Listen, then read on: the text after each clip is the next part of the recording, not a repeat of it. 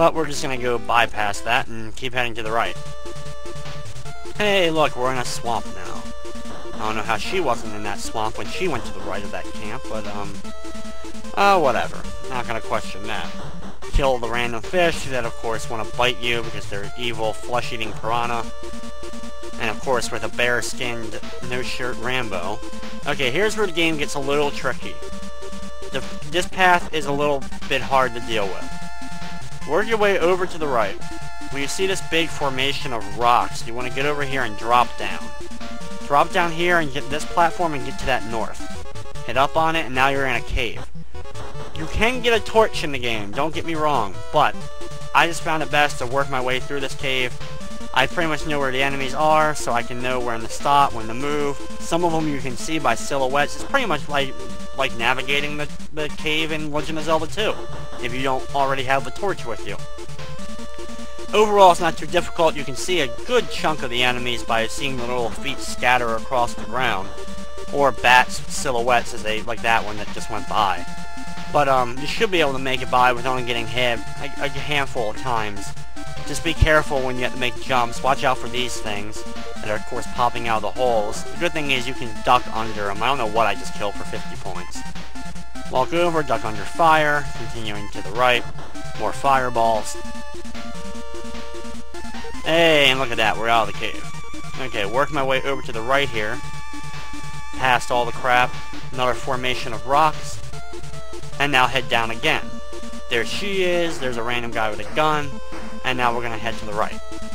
Like I said, that's probably the most confusing part of my entire pathway, but I found that that's the best way to go, so just follow that way to get through this area. Watch out for these stupid gun turret things shooting random bullets at me. Not too long, we land up at the base. Now, of course, this base has a helicopter, which is our whole general purpose for coming to this base. I just killed some random purple camo-wearing soldiers. Work my way over to the right here. Break open this little vent thing. Watch out for that robot type thing. I don't know why that thing, forget about it if possible. Over here is where the helicopter is. So I'm working my way over. Okay. Oh, yeah, this is the door I gotta enter. Okay. Once in here, work your way to the left. Watch out for the bazooka shooters. They move pretty slowly, so after every shot of theirs, you can get a good hit on them. Of course, there's these weird invisible type guys, which you can clearly see, and they don't really move that fast. You can kill them for an easy 200 experience. Shoot the bazooka, like that guy, bazooka guy just gave me 2 experience. These guys are easy to kill. They're not like the jumping kick guys. They're just single kick guys. They're pretty easy. Head south. Now drop down this platform here. Watch out for the bazooka throwing guys. Hit them. And now work your way over these series of boxes by moving and ducking and slicing. Kill some random soldiers and head north. Head to the left here. Work your way up the stairs. Watch out for the bouncing red balls. They stop and you can get a good hit on them. Get another 300 experience. Jump down here.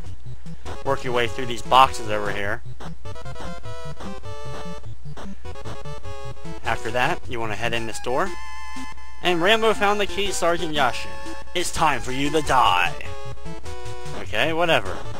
Anyway, that's him over there, which, if I get a hit on him, you're going to see something extremely weird. Watch, come on, come over here, watch. What the heck is up with that? His head enlarges. Anyway, don't even bother with him, just, when he heads to the right, move down. Jump down here as well. I outrun the bazooka bullet there somehow. Working my way to the right here. Here's that whole series of boxes that we moved through earlier. Be careful of the bazooka guy right there and hit him for another 200 experience. You can level up your weapon a lot here if you really wanted to, but there's really, like I said, there's really no need to. It's just an added bonus. Now in here, of course, you're going to be dealing with these ceiling turrets. So you move out through them, along with kicking the guys, but you can pretty much dodge the bullets. They're pretty easy to dodge because they only move in a couple of directions. And the guys are only those kicking guys, so they're really easy to get past. So continue moving to the right. There's one of those weird invisible guys. Head north. break your way through this series of boxes. You kill this jumping, kicking guy, whatever. Jumping like an idiot. Work your way through these pillars that you can slice through, kill the invisible guy. There we go. Break my way through, and hey, head out the door, because that's where we started. And that went in a nice little circle there. Jump over the landmine and head to the right. And you will end up finding the helicopter. After a long, boring walk. Hey, there it is. Helicopter, let's go to the camp and rescue them. Rambo, jump on quickly. Okay, now we're on the helicopter. And now we're pretty much heading for our last bit of mission in the game, which is pretty much going to be getting back into the POW camp and escaping the POW camp with with having the soldiers, that soldier with us. And of course, though, as we're leaving, we're going to have to deal with the final boss of the game. So far I've been pretty good on health throughout this run, so I still have all 5 of my potions. You actually have some points in the game where you can actually rack up the rest and get your health potions back if you use them. The game's pretty lenient on that, so it's not horrible on health, but since a lot of the enemies hit you and do a lot of damage, it's very similar to Zelda 2, that some enemies just slaughter you. Because of that, you can die without even really realizing you're dying, because you'll get hit, and then right afterwards you hit again, and boom, you're dead. Jump over random guys. Now we have these weird flamethrower looking, like, weird soldier guys in suits. I don't really know what's up with them. I'm just going to try to bypass them at all possible seconds. Jumping over any guy who wants to shoot bullets at me randomly. Hitting as many of them as possible just to rack up some extra experience. Try to level my weapon up just a little bit more before the final boss, but hey, I'm not even going to be using the knife against the final boss, so it doesn't really even matter what level my knife is. Hey, level 5. I'm not even sure what the max is on the knife, to be honest. I've never really fully maxed out the knife. We're working our way through the giant camp in order to work our way back to that prisoner from early on in the game, so it's a good hike to get back there. Head north here, slice through these random soldiers. You actually do have some other random weird soldiers that I gotta deal with later on. That are these big, giant, huge muscle guys. They give a good chunk of experience, but they're pretty easy to get past. On this bridge, watch out for any enemy fire. Either avoid it at all costs or just quickly jump over it, which is actually the easiest thing about it.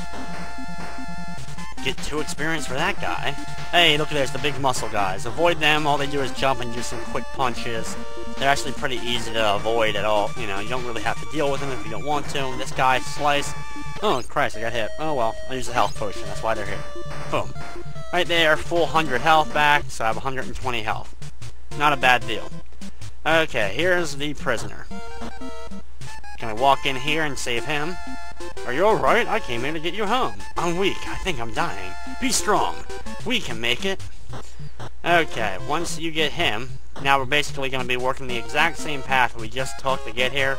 We're going to be working that same path to get back in order to get back to the helicopter that we came in on.